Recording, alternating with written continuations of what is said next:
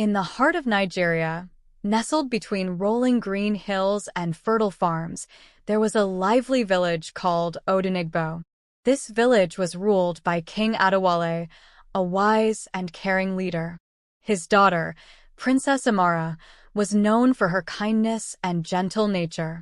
Amara was the king's oldest daughter and beloved by the villagers. However, she had a troubling secret. From a young age, Amara struggled with a strong body odor. No matter what remedies she tried, the smell followed her everywhere. As Amara grew older, her odor became more noticeable. The villagers, who once adored her, began to distance themselves. They whispered unkind jokes and avoided her in the market square.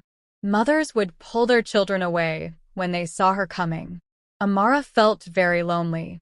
Although she was beautiful and the daughter of a king, no young man in Odenigbo or the neighboring kingdoms wanted to court her. The odor drove them away, leaving Amara heartbroken and isolated. One sunny afternoon, as Amara gazed out her bedroom window, she heard the sounds of drumming and laughter from the village square. It was the day of the annual Yam Festival, a time of joy and celebration. Amara longed to join the festivities, but fear of rejection held her back. Summoning her courage, she decided to sneak out and watch from the shadows. As she quietly approached the square, she saw children dancing and people enjoying themselves. For a moment, Amara felt a flicker of happiness. But then, a gentle breeze carried her scent through the crowd. The joyous drumming halted, and all eyes turned toward Amara. Whispers and sneers filled the air as people covered their noses and moved away. Humiliated, Amara fled the square and hid behind a large tree. Tears streamed down her face as she crouched there, trembling. Just then, she heard the steady beat of a drum getting closer. Peeking through the leaves, she saw a smiling young man walking towards her, playing a hand drum. His name was Chidi, a musician from a nearby village. He stopped playing and looked at Amara kindly. "Why did you stop dancing?" Chidi asked gently. "You looked so happy." Amara was stunned. "You can smell me, and yet you came looking for me?" she asked incredulously. "Everyone else laughs at me." Chidi shook his head. "I don't care about that. I saw your joy, and that's what matters. Please, don't let them make you feel small. Dance with me." Amara hesitated, but Chidi's warm smile gave her the courage she needed. Slowly, she began to dance as Chidi played his drum. For the first time in a long while, she felt free and accepted. Over the following weeks, Chidi and Amara met secretly in the same spot. They shared stories and laughter, and Amara's heart began to heal. Chidi didn't care about her odor. He saw the beautiful person she was inside. One day, Chidi confessed his feelings for Amara. "I care for you deeply, Amara. I want to be with you forever," he said, taking her hands in his. Amara's heart soared, but she also felt a pang of sadness. "But I am a princess, and you are a common musician. My father would never allow it," she said. Chidi's eyes sparkled with determination. "Love knows no boundaries, Amara. We can find a way to be together." However, before they could make any plan, a sudden commotion erupted in the village. A messenger arrived, breathless and panicked, with grave news. A war had broken out between Odenigbo and the neighboring village of Umueze. The air was thick with tension as villagers prepared for the impending conflict. King Adewale immediately called a council of war. Chidi, determined to protect Amara and the village he had grown to love, volunteered to fight. Amara's heart ached with worry, but she knew Chidi's bravery and love for their people. As the days turned into weeks, the war raged on. Amara and Chidi lost contact, each day filled with uncertainty and fear.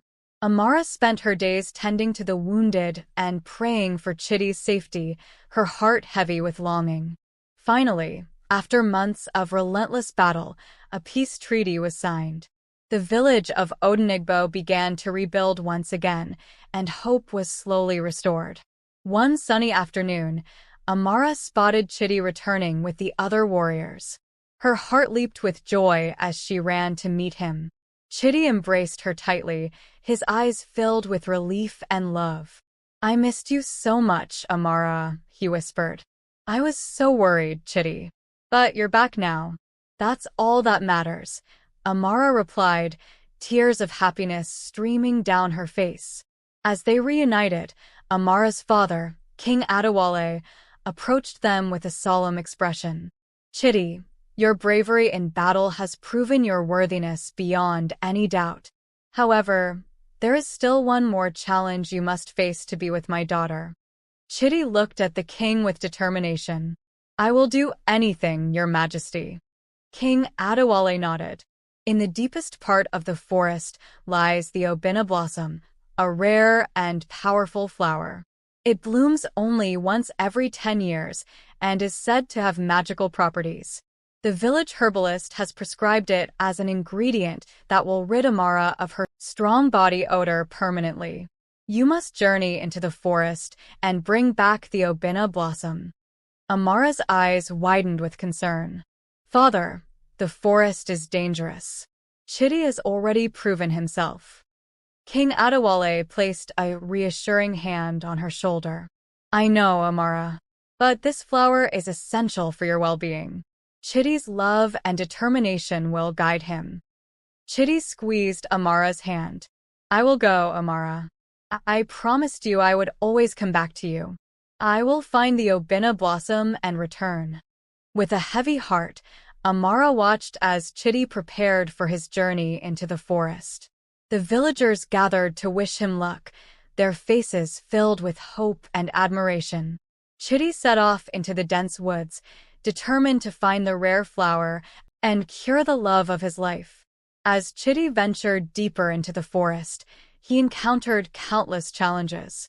Wild animals lurked in the shadows, and treacherous paths tested his endurance. But his love for Amara gave him strength, and he pressed on, driven by the promise he had made. Days turned into weeks as Chidi navigated the forest, searching for the elusive Obinna Blossom. One evening, as the sun began to set, he stumbled upon a hidden grove. In the center of the grove stood a single, radiant flower, glowing softly in the twilight. It was the Obinna Blossom, more beautiful than he had ever imagined. Carefully, Chidi plucked the flower and placed it in a special pouch to keep it safe. With a heart full of triumph, he began his journey back to Odenigbo. Meanwhile, in the village, Amara prayed for Chidi's safe return every night. She spent her days helping the villagers rebuild, her mind always drifting back to thoughts of him.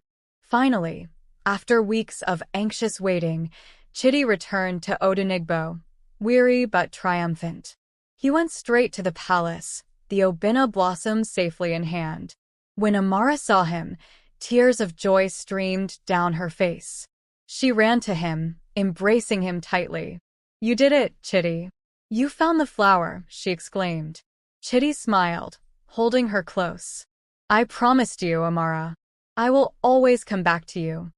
They entered the throne room together, presenting the Obinna Blossom to King Adewale. The king examined the flower, his expression unreadable. Finally, he looked up at Chidi and Amara, a smile slowly spreading across his face. "You have done well, Chidi. You have proven your love and bravery. I give you my blessing," King Adewale said warmly. The villagers gathered outside the palace, cheering and celebrating as news of the king's approval spread. Amara and Chidi stood on the palace steps, their hands intertwined, their hearts full of hope and joy for the future. With the Obinna Blossom in hand, the village herbalist prepared the special remedy that would cure Amara's condition.